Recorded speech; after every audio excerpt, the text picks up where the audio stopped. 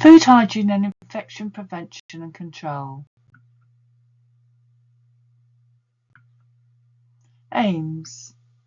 The aims of this course is to develop your knowledge and understanding to be able to prevent food poisoning from occurring. Learning objectives.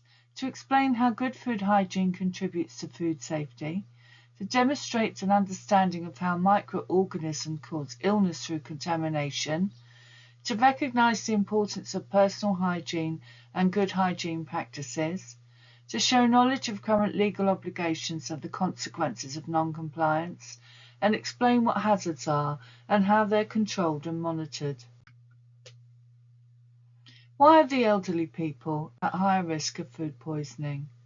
They may well have weakened immune systems or underlying medical problems.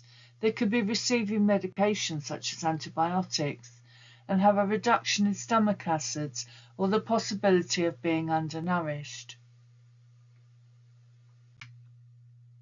Legislation. All owners and managers are responsible for ensuring their home comply with food safety laws.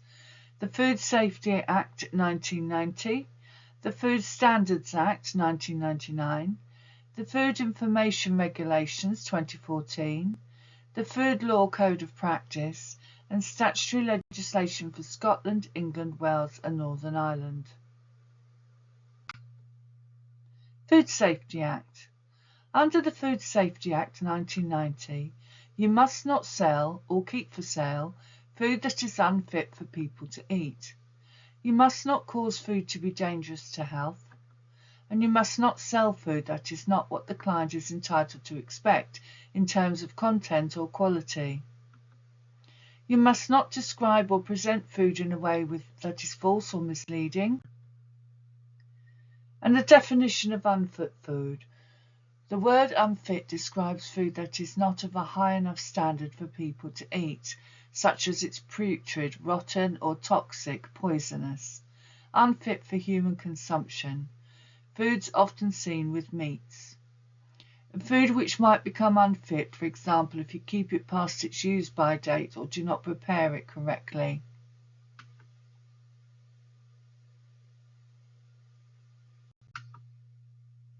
Food hygiene regulations. These regulations set out the basic hygiene requirements that establishments must follow in relation to staff, premises and food handling. Under the regulations, you must have effective food safety management measures or controls in place to ensure that food is produced safely and that people's health is not put at risk. Food businesses must be able to identify the businesses from whom they bought the food, ingredients or food producing animals, example cows, and provide information on demand if necessary to who they have sold the produce to. Withdraw from sale any unsafe foods and recall from consumers unsafe food that has already been sold.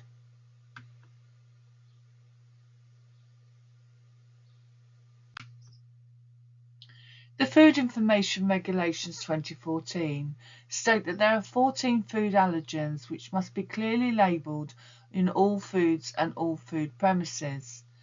Celery or celeriac, crustaceans, eggs, fish, mollusks, milk, lupin, sulfur dioxide, cereals containing gluten, mustard, nuts, peanuts, sesame seeds and soya. What is a hazard? A hazard is something that could be dangerous, and there are lots of different hazards. When we're talking about hazards in relation to food, a hazard is something that could mean that the food will not be safe to eat. Chemical. This is involving chemicals getting into food, such as cleaning products or pest control chemicals. Physical. This involves objects getting into food such as broken glass or pieces of packaging.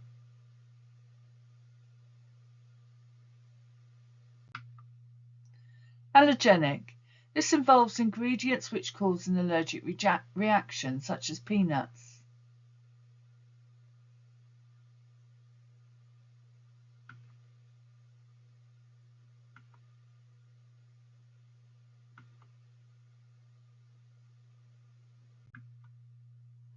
Microbiological.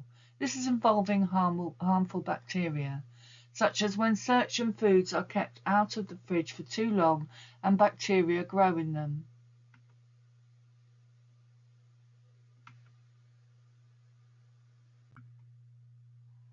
Safer food, better business.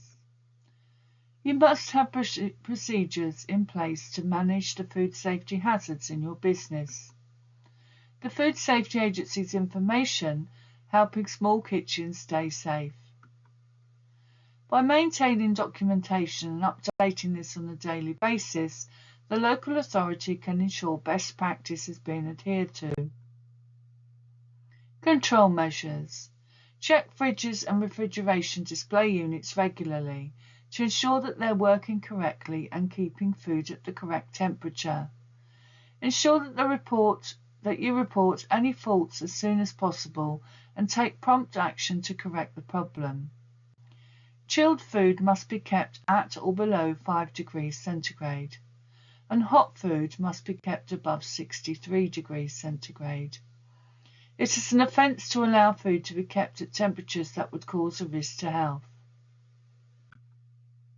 Labelling. In the bid to decrease the 8.3 million tonnes of food waste per year in the UK, nutritional value, larger print, fewer stamps on items, never use food after the use by date, since it might not be safe to eat, and check food with a short shelf life every day to make sure it's still within the use by date. Follow any storage instructions on the product label or packaging. Food storage practice. Foods that you store should be labelled with a use by or best before date and details of how they need to be stored, for example if they need chilling. Stock rotation, which makes sure that older food is used first, will help you to prevent food going off and avoid wastage. Remember the rule: first in, first out. When storing foods, move foods with a closer use by or best before date to the front of the shelf so that they are used sooner. Enforcement. Environmental health officers will inspect your premises to make sure that you're following food hygiene rules. They will offer help and advice on food safety and can take action if they find that your standards of food hygiene are not satisfactory. The EHO can advise and support you with your food hygiene questions and concerns. In serious cases, action might include closing the premises and/or prosecution. Food hygiene rating. The food hygiene ratings range from 5, which is very good, 4, which is good, 3, which is generally satisfactory, 2, improvement necessary, and 1, major improvement necessary, and 0, urgent improvement necessary.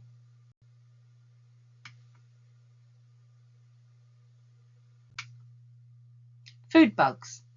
When someone swallows bacteria that cause food poisoning, there is a delay, an incubation period, before symptoms begin. Most bacteria that cause food poisoning need time to multiply in the intestine. The length of the incubation period depends on the type of bacteria and how many are swallowed.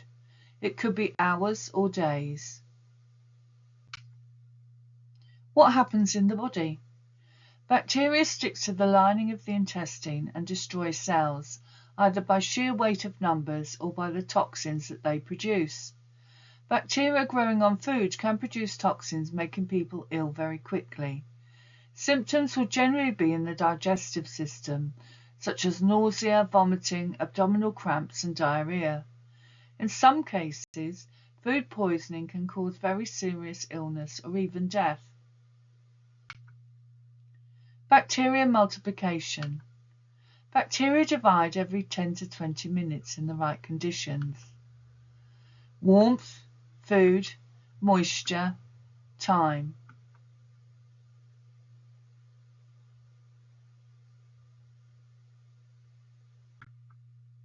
Types of bugs. Staph sickness.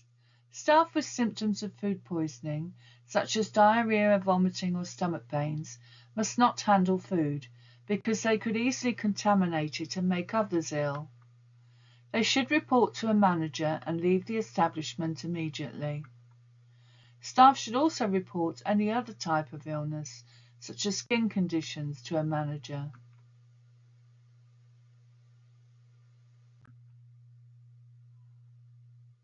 Campylobacter. 65% of shop-bought chicken is contaminated with Campylobacter. It's responsible for 300,000 cases per year in the UK and Wales, 15,000 hospitalisations, and cooking correctly kills this bug. Campylobacter is the most common identified cause of foodborne disease. It's found mainly in poultry, red meat, and unpasteurised milk and untreated water. Although it doesn't grow in food, it spreads easily, so only a few bacteria in a piece of undercooked chicken could cause illness. Campylobacter symptoms. Most people become ill 2 to 5 days after exposure. Incubation could be up to 10 days. Main symptoms are fever, crampy abdominal pain and diarrhea, sometimes with blood or mucus.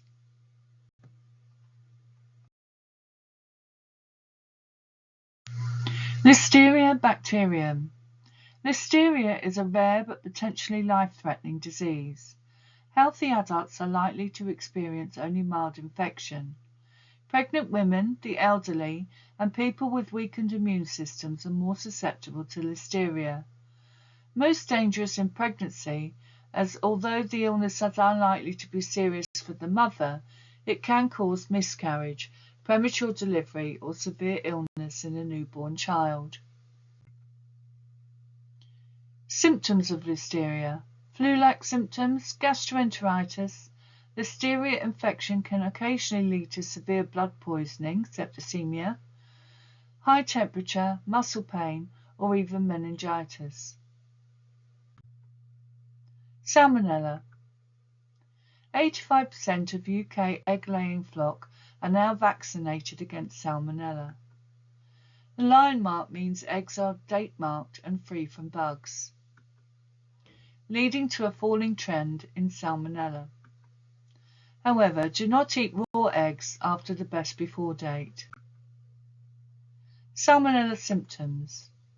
It normally takes 12 to 48 hours for symptoms to develop. It may include fever, diarrhea, vomiting, and abdominal pain. Symptoms can last up to 3 weeks. Infection can vary and be very severe, particularly in the very young, elderly, and those with a compromised immune system. E. coli. E. coli is a type of bacteria that lives in our intestines. It's caused by undercooked meat, one of the main contributors. Unwashed fruit and veg can cause this nasty infection and can cause additional complications in children and the elderly and those with weakened immune systems. You may experience nausea, vomiting, renal failure, dehydration, anemia, and even death. Achieving good food hygiene. Consider the actions during the whole food handling process. Receiving a delivery of food through to dining. If hygiene standards fail at any stage, this can cause food poisoning. Cross-contamination. The transfer of bacteria from foods, usually raw, to other foods. Directly when one food touches or drips onto another, and indirectly between fridge shelves from hands, equipment, work surfaces, cloths or knives, or other utensils. Cross-contamination is one of the major causes of food poisoning. Practical tips. Bacteria are hitchhikers.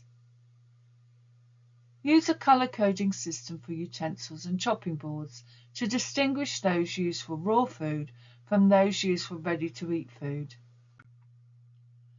Colour coding boards and knives. Yellow is for cooked meats. Brown is for vegetables. Red is for raw meat, white for dairy and bread, and blue for fish. Green is for fruit and salad. 4 key areas. Ensuring good food areas are clean and good standards of personal hygiene are maintained. Cooking foods thoroughly, keeping food at the right temperature, and preventing cross-contamination. High-risk foods.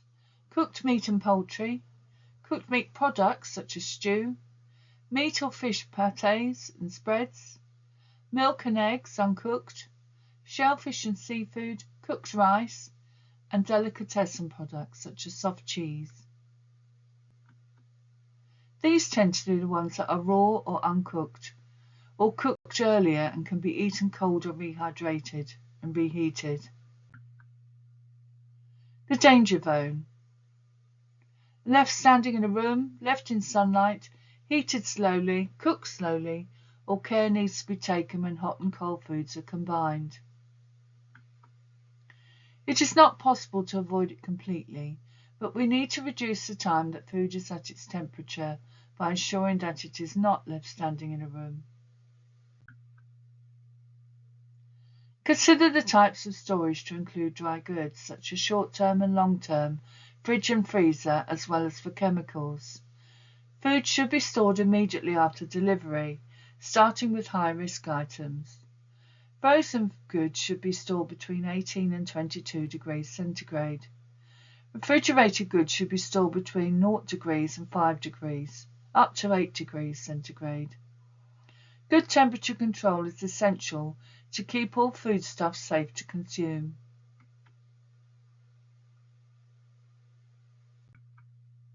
Personal hygiene.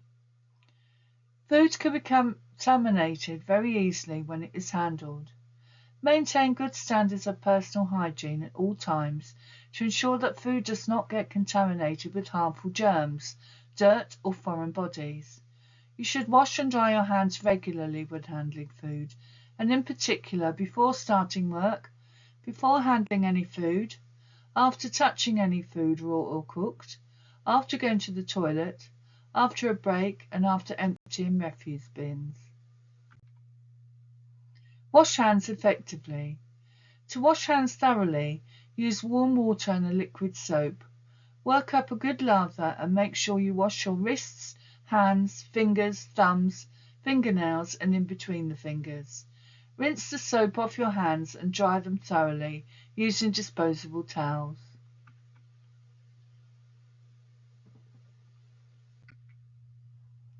There should be a basin used only for hand washing, a separate sink solely for food preparation.